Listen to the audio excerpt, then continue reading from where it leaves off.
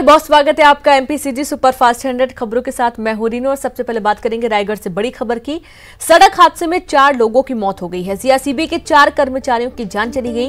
Car और तेज रफ्तार truck की टक्कर के दौरान यह हादसा हुआ और टक्कर के बाद कार के परखच्चे उड़ गए।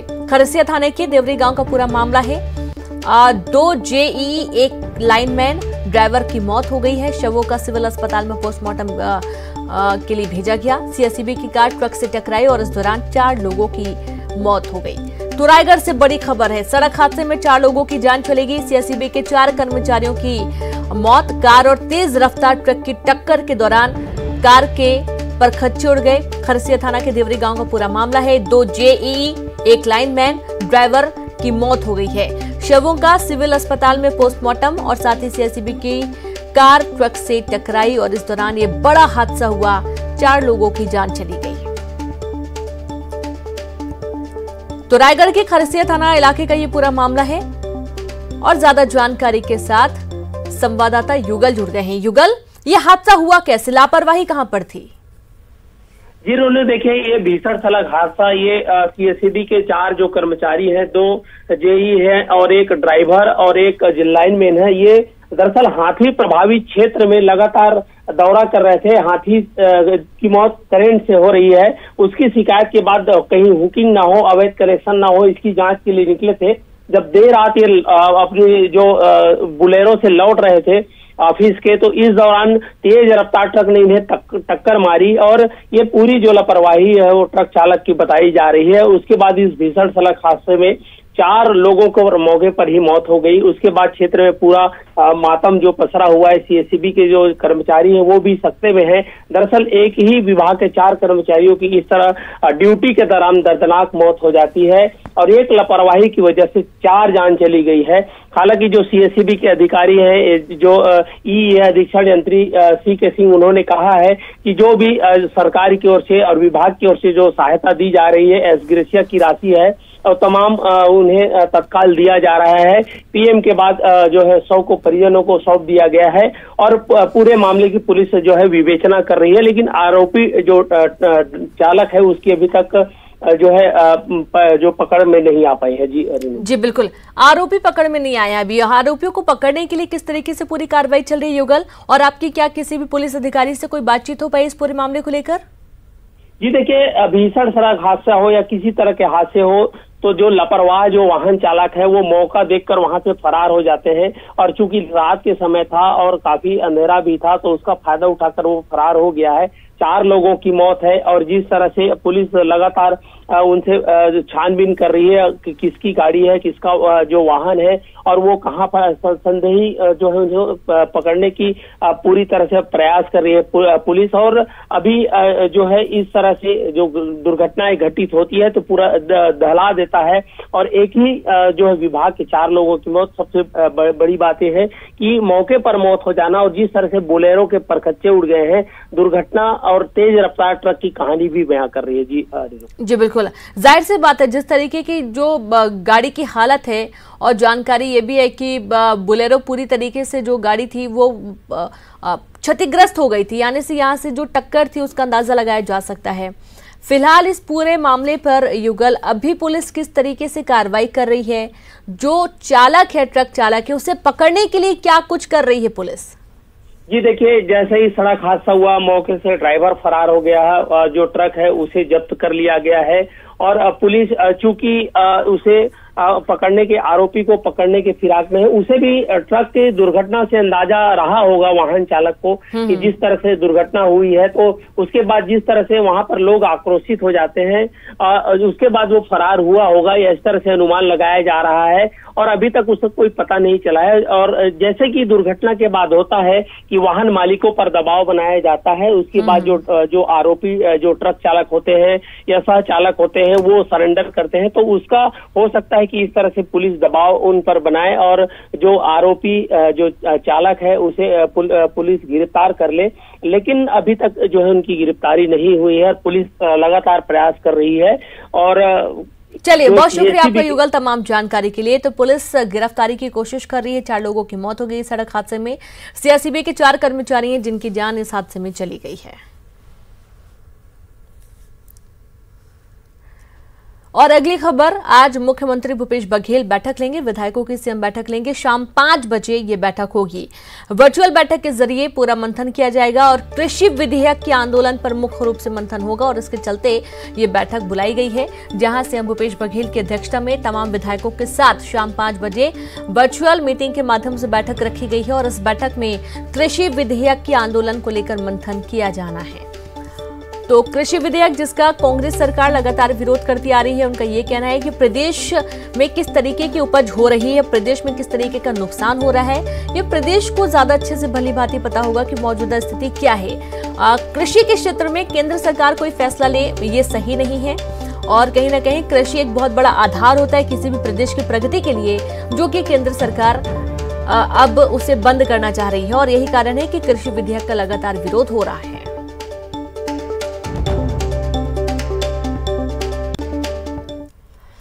कृषि सुधार कानून को लेकर कांग्रेस का विरोध थमा नहीं है। यही वजह है कि 2 अक्टूबर गांधी जयंती के दिन किसान मजदूर दिवस के रूप में कांग्रेस मनाएगी। कांग्रेस जगह जगह आंदोलन की भी रणनीति बना रही है। कार्यकर्ताओं को घर घर जाकर किसानों से मिलने की रणनीति पर भी कांग्रेस काम करेगी। कांग्रेस का मानना है कि कानून वापस हो ना हो, लेकिन बीजेपी के खिलाफ कम से कम माहौल बनेगा और इसी मुद्दे को लेकर आज शाम 5 बजे मुख्यमंत्री भूपेश बघेल विधायकों के साथ वर्चुअल मीटिंग भी करेंगे और विधायकों पर आंदोलन की बागडोर सौंपी जा रही है। छत्तीसगढ़ में कृषि सुधार कानून को लेकर लगातार विरोध प्रदर्शन जारी है और कांग्रेस जितनी जल्दी इस मुद्दे को छोड़ना नहीं चाहती है और कांग्रेस का कहना है कि वो लगातार सड़क पर उतरेगी। पिछले दिनों राजीव भवन से लेकर प्रदेश कांग्रेस जो मुख्यालय राजीव भवन से लेकर राजभवन तक के पैदल मार्च भी कांग्रेस ने किया था और इसके बाद में अगर हम बात करें तो 2 अक्टूबर को भी कई आयोजन किए जा रहे हैं। आने वाले समय में भी कई आयोजन किए जाएंगे और खासतौर पर इसकी जिम्मेदारी विधायकों को भी सौंपी जा रही है कि अपने अपने क्षेत्रों में वो किस तरीके से इस आंदोलन को आगे बढ़ा सकते हैं। हमारे साथ संसदीय सचिव और विकास उपाध्याय मौजूद हैं, उनसे बात करते हैं। ये जो कानून है इसको लेकर किस तरह से देखिए, विधान लोकसभा और राज्यसभा में जिस प्रकार से बहुमत की दादागिरी करके नरेंद्र मोदी जी और भारतीय जनता पार्टी की सरकार ने कृषि के जो 3 बिल पास किए हैं, ये किसानों के हित में नहीं है और इसीलिए लगातार कांग्रेस पार्टी इसका विरोध कर रही है। किसान खुद आंदोलन कर रहे हैं, सड़क पर किसान जो कि खेतों में काम करने वाले किसान अब सड़क पर उतरकर आंदोलन कर रहे हैं। कांग्रेस पार्टी शुरू से इसको लेकर आंदोलन कर रही है। एक तरफ जिन प्रदेशों में कांग्रेस की सरकार है, उन प्रदेशों में किसानों का कर्जा माफ किया जा रहा है, उनको बोनस समर्थन मूल्य देने का काम उन राज्यों की सरकारों के द्वारा किया जा रहा है, कांग्रेस की सरकारों के द्वारा। दूसरी तरफ भारतीय जनता पार्टी चंद पूंजीपतियों और उद्योगपतियों के इशारों पर कृषि के क्षेत्र में भी उनको उतारने के लिए इस प्रकार के अधिनियम और बिल बना रही है, जिसमें मंडी सिस्टम खत्म होगा, एमएसपी जो मार्केट सपोर्ट प्राइस है, मिनिमम सपोर्ट प्राइस है, वो उनको नहीं मिलेगा, समर्थन मूल्य की बात है वो उसमें उनको दिक्कत होगी, किसान कहीं ना कहीं परेशान होगा। इसीलिए इसको लेकर वो लोग आंदोलन कर रहे हैं और कांग्रेस पार्टी शुरू से इसको लेकर हर मोर्चे पर उनके साथ खड़ी है। 2 अक्टूबर को अखिल भारतीय कांग्रेस कमेटी की राष्ट्रीय अध्यक्षता जी के नेतृत्व में उनके आह्वान पर पूरे देश के हर ब्लॉक में और हर जिलों में आंदोलन किया जाएगा। आज अगर हमारे नेता भी इस बात को कहते हैं कि आज अगर महात्मा गांधी जी होते तो जरूर इस बिल को लेकर वो सड़क पर इसका विरोध करते। तो आज ये गांधी जी का देश है, कृषि प्रधान देश है, यहाँ किसानों को उनके हक और अधिकार पर क्वेश्चन मार्क लगने वाला है, उसको लेकर कांग्रेस पार्टी लड़ाई लड़ रही है।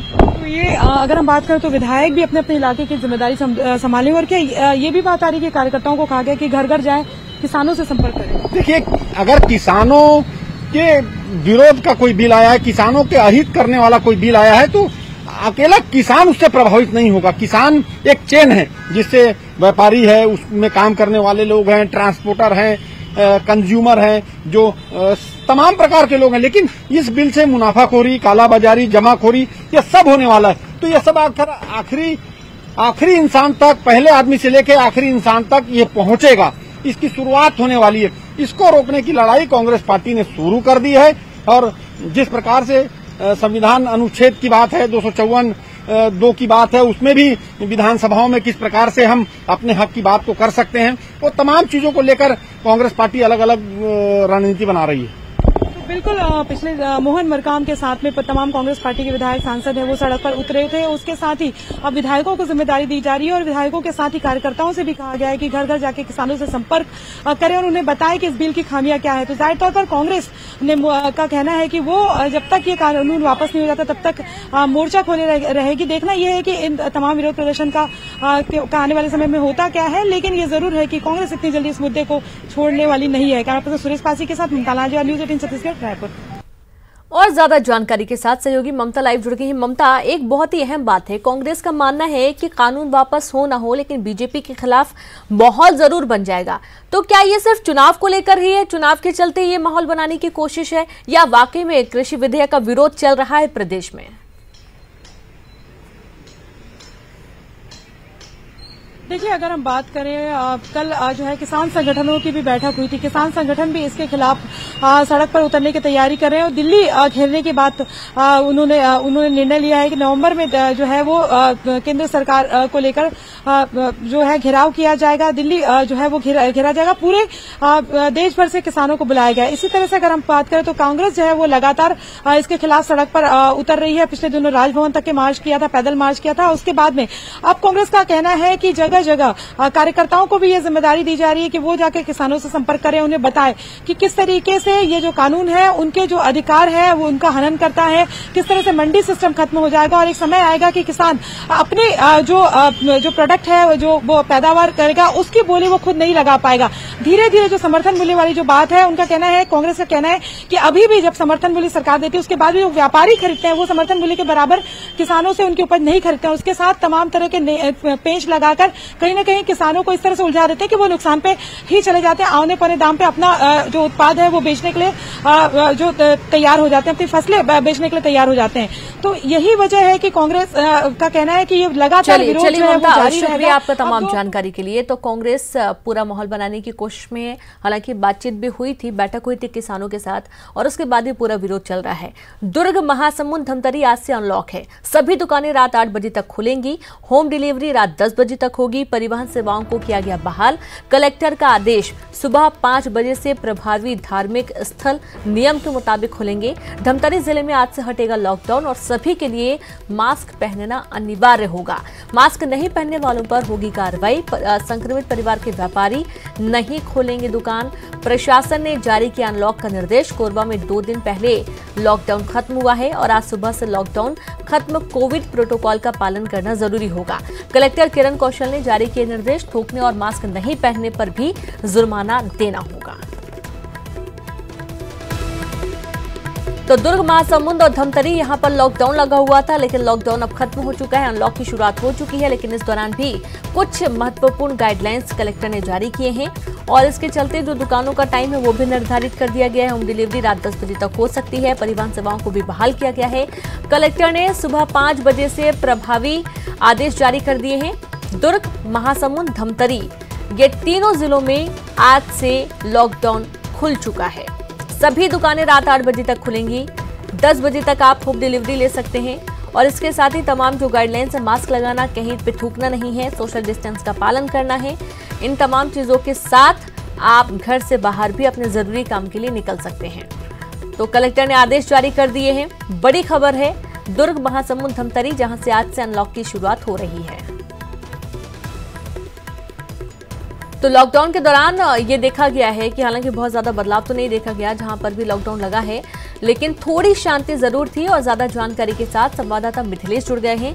अब मिथिलेश, आज से अनलॉक की शुरुआत हो रही है, किस तरीके की रियायतें मिल रही हैं और क्या व्यवस्थाएं की जा रही हैं? लोगों में किस तरीके की समझदारी, चूंकि मामले बहुत ज्यादा बड़े हैं, तो अब देखने को मिल रही है?